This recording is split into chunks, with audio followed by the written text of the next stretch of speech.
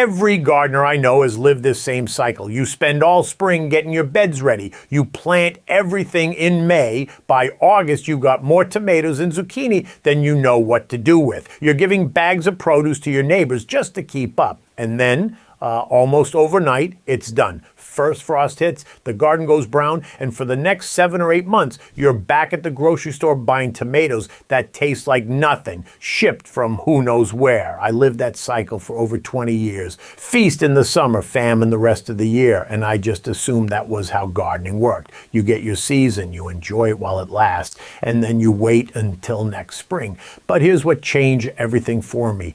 About 6 years ago, I stopped by my Amish neighbor Daniel's place in the middle of February. Snow still on the ground, nothing growing anywhere that I could see. And he walked me out to his garden and pulled back a wooden frame with a glass top, and underneath it was a bed of fresh spinach and baby kale, green and healthy, growing right there in the dead of winter. Then we went inside, and his wife Rebecca had fresh carrots on the counter, pulled from their root cellar that morning. She was chopping leeks that had been growing under row cover since October. In February, I said, "What, Daniel, how are you eating fresh food right now?" And he looked at me like it was the most obvious thing in the world. He said, the garden doesn't stop. We just change what we ask of it. That one idea completely changed how I grow food. And today I'm going to show you the Amish method for harvesting something fresh from your garden every single week of the year. We'll cover the planting calendar that makes it all work, the succession sowing technique that keeps harvest coming in waves, the fall planting strategy that feeds you through winter, and how cold frames and stored food bridge the gaps. And stick around to the end, because I'll show you how to build a simple Amish cold frame for almost nothing that can extend your growing season by 2 months or more on each end. Let me start with the foundation of this whole system, because without this, none of the other steps work. It's the planting calendar. Now, most of us plant our gardens once a year. We sit down in February or March, flip through the seed catalogs, figure out what we want to grow, and then we put it all in the ground over a week or two in spring. One big planting push, and then we're done. The Amish don't do it that way at all.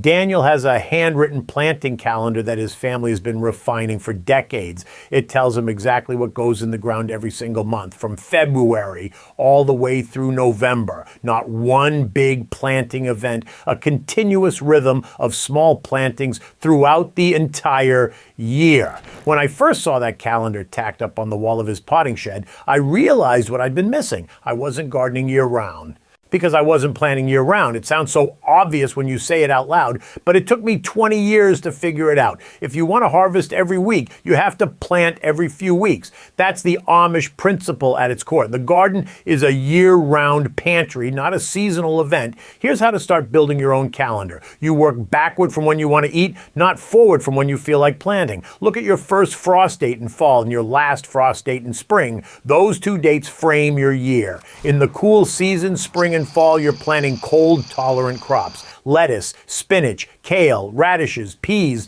carrots, beets, turnips. In the warm season, summer, you're planting your heat lovers, tomatoes, peppers, squash, beans, corn, cucumbers. And in the transition months, you're overlapping. You're starting fall crops while summer crops are still producing. You're starting spring crops under cover while the last of winter's fading.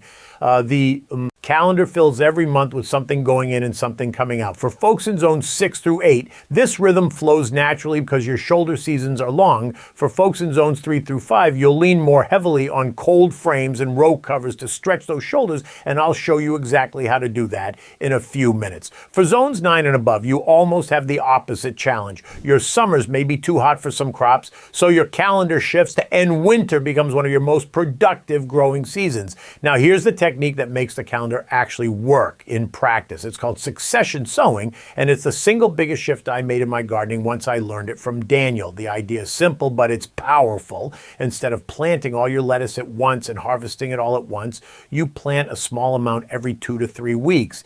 Each planting matures at a different time. So instead of one giant harvest followed by nothing, you get a steady, manageable supply that keeps coming week after week. Here's what this looks like in practice. Say you love salad greens. In mid-March, as soon as your soil can be worked, you plant your first row of lettuce. 2 weeks later, you plant another row right next to it. 2 weeks after that, another row. By the time your first planting is ready to harvest at about 4 to 6 inches tall, your second planting is half grown and your third is just coming up. You cut the first planting, and by the time you've eaten through it over the next week or two, the second planting is ready, and so on, rolling through the season. You can do this with lettuce every 2 weeks, radishes every 2 to 3 weeks, bush beans every 3 weeks, beets every 3 to 4 weeks, and carrots every 3 to 4 weeks. Each crop has its own rhythm, and once you get those rhythms down and write them into your calendar, the harvests just keep rolling in. Now, I want to be straight with you. The first year I tried this, I didn't get it perfect. I forgot a couple of my succession plantings in June because I was busy with other things and I had a gap in my lettuce supply in July. That's normal. Daniel told me it takes a full 12-month cycle to really get the rhythm down. The second year was dramatically smoother, and by the third year, it was almost automatic. I had my dates written in the calendar and I just followed them. The daily work is actually lighter than the old way because you're never planting a huge amount at once. You're putting in a small row here, a small row there, 15 minutes every couple of weeks. It's the rhythm that does the work, not the intensity. Here's where most gardeners stop, and it's where the Amish keep going. Most of us think of fall as the end of the garden. You pick the last of your tomatoes, pull up the dead plants, and you're done until spring. But for the Amish, fall is actually planting season. It's one of the most important planting windows of the entire year because what you put in the ground in late summer and early fall is what feeds you through winter. The key is timing. You need to count backward from your first frost date. Most cold hardy crops need about 8 to 10 weeks of growing time to get established before the cold really sets in. So if your first frost date is around mid-October, you're planting your winter crops in late July through mid-August. That feels strange to most of us because August feels like the middle of summer. But Daniel's calendar has those fall planting dates circled in ink and he doesn't miss them. Here's what goes in the ground for winter harvest. Kale is the star. It's incredibly cold hardy and actually gets sweeter after frost because the plant converts starches to sugars as a natural antifreeze. You can harvest kale well into December, January, and beyond in many zones, especially under a simple cover. Spinach is another powerhouse. It handles cold beautifully and will overwinter under row cover in zones 5 through 8, going semi-dormant in the coldest weeks and then bouncing right back when the days start to lengthen in late winter. Carrots can be left right in the ground under a thick layer of straw mulch about 6 to 8 inches deep. The mulch insulates the soil and keeps it from freezing solid. You just pull back the mulch, dig your carrots, and cover it back up. I pulled fresh carrots in January this way, and they were the sweetest carrots I've ever tasted. Leeks, collard greens, Brussels sprouts, turnips, and winter lettuce varieties all perform well in this window too. The critical thing is getting those plants established before the days get short and cold. You're not trying to grow them to full size in winter. You're growing them to a good size in fall, and then winter just holds them there like pressing pause. The cold slows everything down but doesn't kill these hardy crops. They just sit and wait, and you harvest from them as you need them week by week. That's the Amish approach. You grow it in the mild season and hold it through the hard season. Now, what I'm showing you today is just one piece of a much bigger picture. The Amish don't do anything in isolation. Every technique connects to a whole system, and that system is what makes the difference between a garden that struggles and a garden that practically takes care of itself. I spent years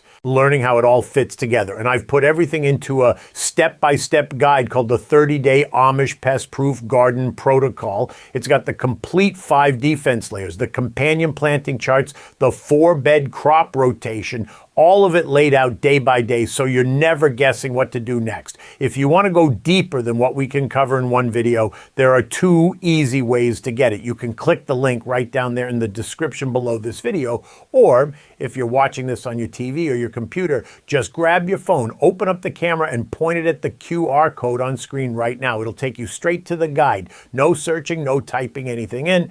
All right, let's keep going. Now let's talk about the tool that makes winter harvesting possible. especially for those of you in colder zones, cold frames and row covers. These are the workhorses of the Amish winter garden, and they're far simpler than most people realize. A cold frame is basically a bottomless box with a transparent lid. That's it. The Amish build theirs from scrap lumber and old windows. You set it over a bed of cold hardy crops, and it creates a microclimate inside that's typically 8 to 12 degrees Fahrenheit warmer than the outside air. That doesn't sound like much, but it's the difference between your spinach freezing solid and your spinach sitting there perfectly happy, ready to be picked for dinner. On a sunny winter day, even when it's 25 degrees outside, the inside of a cold frame can reach 50 or 60 degrees. The soil stays warmer, the wind is blocked, and the plants just keep holding week after week. Row covers work on the same principle, but on a larger scale. You drape a lightweight fabric over hoops set along your garden bed, creating a low tunnel.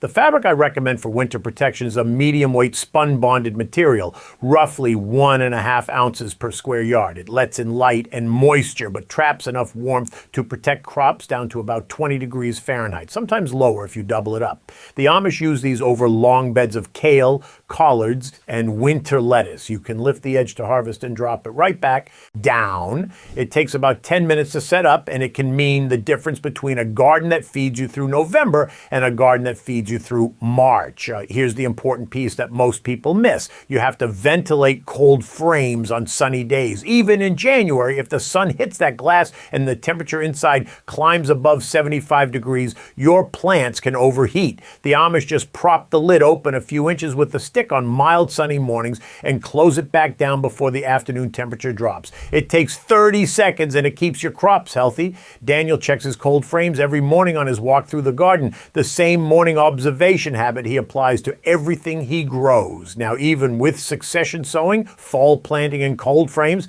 there will be a stretch in the deepest part of winter, usually late January through mid-February, in zones 5 and 6, where fresh harvest slows down significantly. The days are short.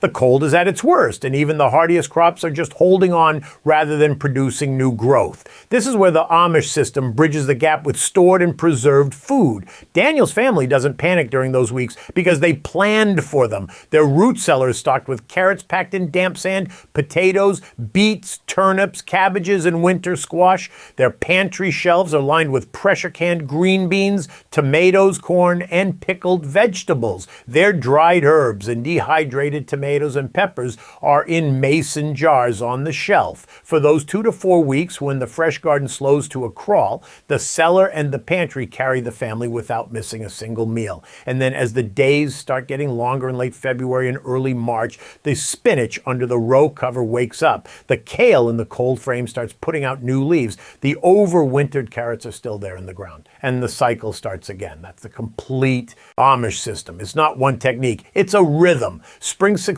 sowing rolls into summer abundance, which overlaps with fall planting for winter harvest, which is protected by cold frames and row covers, which is backed up by the root cellar and pantry. Every piece supports the next. Every season flows into the one that follows. The garden never truly stops. It just changes what it's offering. Let me share some patterns I've noticed where the conventional approach and the Amish approach handle things differently. I did every one of these for years, so there's no judgment here, just observations that might help. The first pattern is the single planting event. Most of us treat spring planting as one big weekend project. We put everything in the ground over a few days and then we're done for the year. The Amish spread their planting across 8 or 9 months. The result is that their harvest is spread out too. Instead of a tidal wave of produce in August followed by nothing, they get a steady stream all year. You don't need to change everything at once. Just try one succession sown crop this year. Lettuce is the easiest one to start with and see the difference it makes. The second pattern is ignoring fall planting. Most American gardeners see September as cleanup month. Pull the dead plants, put the tools away, done. The Amish see August and September as one of the most critical planting windows. What goes in the ground in late summer is what gets them through winter. If you do nothing else different this year, try putting in a bed of kale and spinach in late summer, about 8 to 10 weeks before your first frost. You'll be amazed at what you're still picking in November and and December. The third pattern is assuming nothing grows in winter. Before I saw Daniel's cold frame, I genuinely believed gardening was impossible from November through March in my zone. That belief cost me years of fresh winter greens. A simple cold frame or a row cover tunnel over cold hardy crops can extend your fresh harvest by 2 months on each end of the season. For most gardeners in zones 5 through 8, that means fresh food from March through December instead of May through September. That's going from 5 months of harvest to 10. The fourth pattern is treating growing and preserving as separate activities. The Amish plan them together from the start. When Daniel plants his garden in spring, he's already thinking about which crops are for fresh eating, which are for canning, which are for the root cellar, and which are for drying.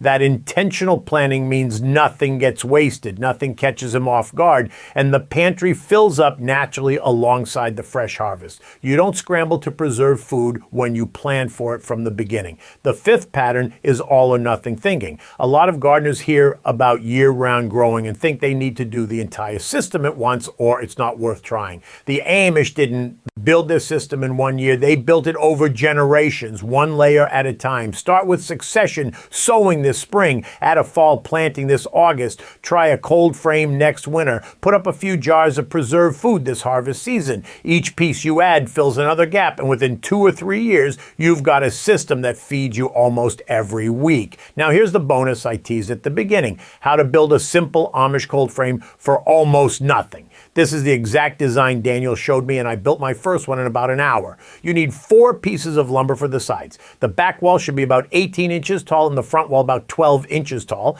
That slope angles toward the sun and sheds rain and snow. The width and length should match a standard old window or storm door panel, usually about 3 feet by 6 feet. Screw or nail the 4 sides together into a box. That's your frame. For the lid, use an old glass window. You can find these at yard sales, salvage yards, or Habitat for Humanity stores for a few dollars. Attach it to the back wall with 2 simple hinges so it opens and closes like a lid. Set the frame directly on the ground over a prepared bed of cold hardy crops. Face the glass toward the south so it catches the most sun. On cold nights, you can drape an old blanket or piece of burlap over the glass for extra insulation. On sunny days, prop the lid open with a stick to ventilate. That's it. No special materials, no expensive kits, an old window, and some scrap lumber. I built my first one for less than the cost of a bag of groceries, and it gave me fresh spinach and lettuce straight through to late March that first winter. I built 3 more since then, and they're some of the most valuable things in my garden. Daniel has 6 of them lined up along the south side of his barn, and his family eats fresh greens from those frames from November through April every single year. What I've shared with you today is a real piece of the puzzle, but it's still just one piece. If you're tired of fighting the same battles every season, if you want a garden that actually works with you instead of against you, then I'd really encourage you to check out the guide I put together. It's called the 30-Day Amish Pest-Proof Garden Protocol, and it's everything I've learned from my Amish neighbors over the last 3 decades, organized into a simple day-by-day plan you can start this season. It covers the full 5 defense layers to build a garden that defends itself from the soil up. It's got the complete 4-bed crop rotation system that stops disease and pests before they ever get a foothold, and it includes a companion planting field guide so you know exactly what to grow next to what and why. Now, there are 2 easy ways to grab it. The first way is to click the link in the description right below this video. Just scroll down a little and you'll see it. The second way, if you're watching on a television or a computer screen, is to take out your phone, open up your camera like you're going to take a picture, and hold it up to the QR code you see on screen right now. A little link will pop up at the top of your phone screen. Just tap that, and it'll bring you right to the guide. No typing, no searching. Either way works. I think it's the best investment you can make in your garden this year. That's what I've learned from my Amish neighbors about harvesting fresh food every single week, all year long. If any of this changed how you think about your garden's potential, I'd love to hear about it in the comments. And if your family has traditions of growing through winter or putting food by, share them. That kind of wisdom deserves to be passed along. Thanks for spending time with me today, and I'll see you in the next one.